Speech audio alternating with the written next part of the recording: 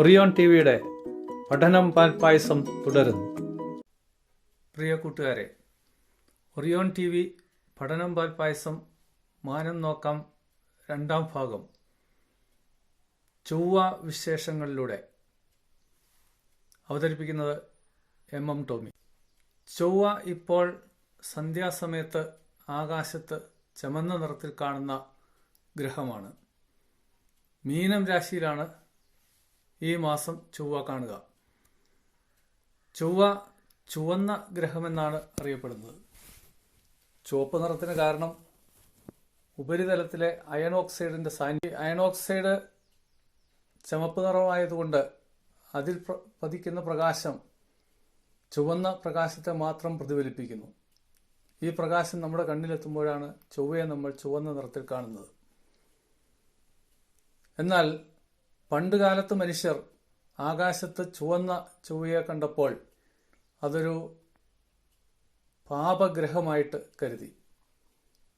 ഇന്ന് ശാസ്ത്രം അറിഞ്ഞപ്പോഴും ആ വിശ്വാസം മാറ്റാൻ ആളുകൾ തയ്യാറാകുന്നില്ല എന്നുള്ളതാണ് പ്രധാനപ്പെട്ട ഒരു പ്രശ്നം. റോമാക്കാർക്ക് ചൊവ്വ യുദ്ധദേവനാണ്. യുദ്ധദേവന് നൽകിയിരിക്കുന്ന പേരാണ് മാഴ്സ്. ആ പേര് തന്നെ ചൊവ്വയ്ക്കും നൽകിയിരിക്കുന്നു. ഭാരതീയർക്ക് ചൊവ്വ രക്തനിറത്തിൽ കാണുന്നത് കൊണ്ടാണ് പാപഗ്രഹമായി അവർ വിശേഷിപ്പിച്ചത്. അങ്ങനെയാണ് ചൊവ്വാദോഷം എന്ന പ്രശ്നങ്ങളൊക്കെ ഉണ്ടായിട്ടുള്ളത്. എന്തുകൊണ്ട് ചുവപ്പെന്ന് അറിഞ്ഞിട്ടും തിരുത്താത്തിരിക്കുന്നത് വളരെ ഗൗരവതരമായി കാണേണ്ടതുണ്ട്. ഭൂമിക്ക് ഒരു ഉപഗ്രഹമാണുള്ളത്. ചന്ദ്രനാണ് ആ ഉപഗ്രഹം. ചൊവ്വയ്ക്ക് എന്നാൽ 2 ഉപഗ്രഹങ്ങളുണ്ട്. ഫോബോസ്, ഡെമോസ് എന്നറിയപ്പെടുന്ന 2 ഉപഗ്രഹങ്ങൾ.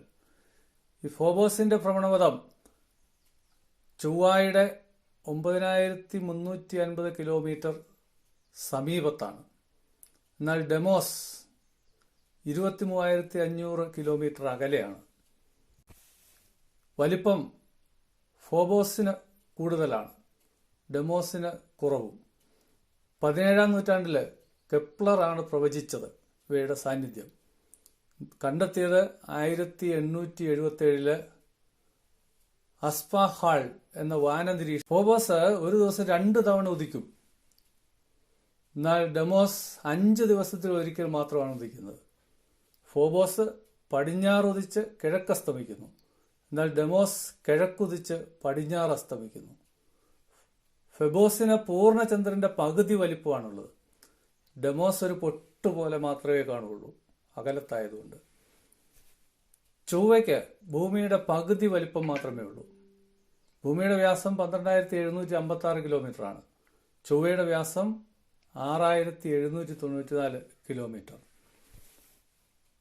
ചൊവ്വയുടെ പരിക്രമണകാലം ഭൂമിയുടെ പരിക്രമണകാലത്തേക്കാൾ കൂടുതലാണ്. ഭൂമി 365 ദിവസം കൊണ്ട് സൂര്യനെ ചുറ്റുന്നുവെങ്കിൽ ചൊവ്വ 687 ദിവസം എടുക്കും. ഭ്രമണകാലം അച്ചുതണ്ടിൽ തിരിയാനുള്ള സമയം ഭൂമിക്ക് 24 മണിക്കൂറാണെങ്കിൽ ചൊവ്വയ്ക്ക് 24 മണിക്കൂർ 39 മിനിറ്റ് 35 സെക്കൻഡ് ആണ്. ചൊവ്വയുടെ ഗുരുത്വാകർഷണ ബലം ഭൂഗുരുത്വ ബലത്തിന്റെ 0.38% എന്ന് പറഞ്ഞാൽ ഭൂമിയിൽ 100 കിലോഗ്രാം ആണെങ്കിൽ ചൊവ്വയിൽ 38 കിലോഗ്രാമേ ഉണ്ടാവുകയുള്ളൂ. ചൊവ്വയുടെ മാസ് ഭൂമിയുടെ മാസിന്റെ 11% മാത്രമേ ഉള്ളൂ.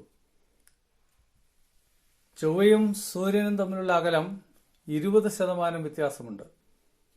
ചൊവ്വ ഭൂമിയോട് അടുത്തായിരിക്കുമ്പോൾ സൂര്യനോടും അടുത്തായിരിക്കുന്നു. 2020 ഒക്ടോബർ 6 ഭൂമിയിൽ നിന്നും കുറഞ്ഞ അകലത്തിലായിരുന്നു ചൊവ്വ.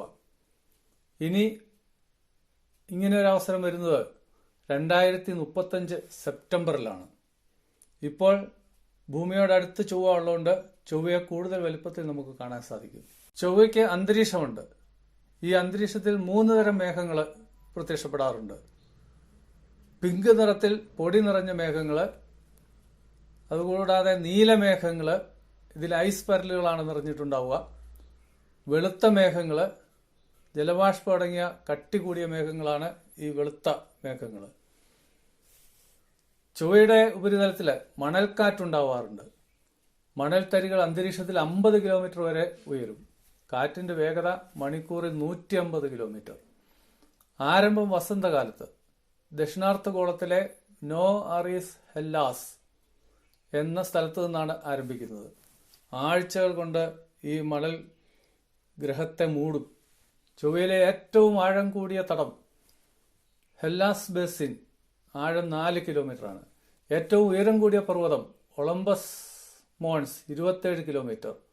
ഉയര വ്യത്യാസം ഇവ തമ്മിൽ 31 കിലോമീറ്റർ. എന്നാൽ ഭൂമിയിലെ ഏറ്റവും ഉയരം കൂടിയ പർവ്വതം നമുക്കറിയാം, എവറസ്റ്റ് കൊടുമുടിയാണ്. ഏറ്റവും ആഴം കൂടിയ തടം മെറീന ട്രഞ്ചാണ്, പസഫിക് സമുദ്രത്തിലുള്ളത്. ഇവ തമ്മിലുള്ള ഉയര വ്യത്യാസം 19.7 കിലോമീറ്റർ മാത്രമാണെന്നുള്ളത് ശ്രദ്ധിക്കുക. ഒളമ്പസ് മോൺസിനെ കുറിച്ച് നിങ്ങൾ നേരത്തെയും കേട്ടിട്ടുണ്ടാവും. സൗരയൂഥത്തിലെ ഏറ്റവും വലിയ അഗ്നിപർവ്വതമാണ്. പാദവ്യാസം 600 കിലോമീറ്റർ ഉണ്ട്. എന്ന് പറഞ്ഞാൽ കേരളത്തിന്റെ അത്രയും നീളം. ഉയരം 27 കിലോമീറ്റർ ഉണ്ട്. ചൊവ്വ ഒരു തണുത്ത ഗ്രഹമാണ്. നേർത്ത അന്തരീക്ഷം മാത്രമാണ് ചൊവ്വയിലുള്ളത്. 11 കിലോമീറ്റർ ഉയരത്തിൽ മാത്രമേ അന്തരീക്ഷം ചൊവ്വയിൽ ഉള്ളൂ. നേർത്ത അന്തരീക്ഷമായതുകൊണ്ട് താപത്തെ പിടിച്ചു നിർത്താൻ കഴിയുന്നില്ല. കൂടിയ താപനില 27 ഡിഗ്രി സെൽഷ്യസും കുറഞ്ഞ താപനില -143 ഡിഗ്രി സെൽഷ്യസുമാണ്. ജലം ചൊവ്വയിൽ ദ്രാവകാവസ്ഥയിൽ നിലനിൽക്കില്ല. മർദ്ദം കുറവായതുകൊണ്ട് ജലം ഖരനാങ്കത്തിന് അടുത്ത് തന്നെ തിളയ്ക്കും. അതുകൊണ്ട് ജലം ചൊവ്വയിൽ ദ്രാവകാവസ്ഥയിൽ കാണാൻ നമുക്ക് കഴിയില്ല. മർദ്ദം കുറയുമ്പോൾ തിളനില താഴുന്നു എന്ന് നമുക്കറിയാമല്ലോ. ചൊവ്വയിൽ പണ്ട് ജലമുണ്ടായിരുന്നെന്നും നദികളും തോടുകളും ജലാശയങ്ങളും ഉണ്ടായിരുന്നതായും സംശയിക്കുന്നുണ്ട്. അമേരിക്കയുടെ മാഴ്സ് റോവർ ഇപ്പോൾ വിക്ഷേപിച്ചിട്ടുണ്ട്. അത് ജസീറോ ക്രാറ്റർ എന്ന സ്ഥലത്താണ് ഇറങ്ങുന്നത്. ഈ പ്രദേശം ജലസമൃദ്ധമായിരുന്നു എന്നാണ് കണക്കാക്കുന്നത്. ആ തടാകത്തിലേക്ക് അരുവികളും തോടുകളും ഒക്കെ എത്തിച്ചേർന്നതായിട്ടുള്ള ദൃശ്യങ്ങൾ കാണാൻ കഴിയും.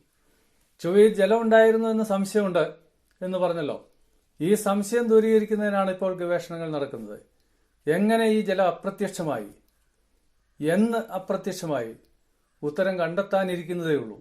മനുഷ്യന്റെ പര്യവേഷണം തുടരുകയാണ്. നമുക്കും കാത്തിരിക്കാം ചൊവ്വ യാത്രയ്ക്കായിട്ട്. എല്ലാവർക്കും നന്ദി.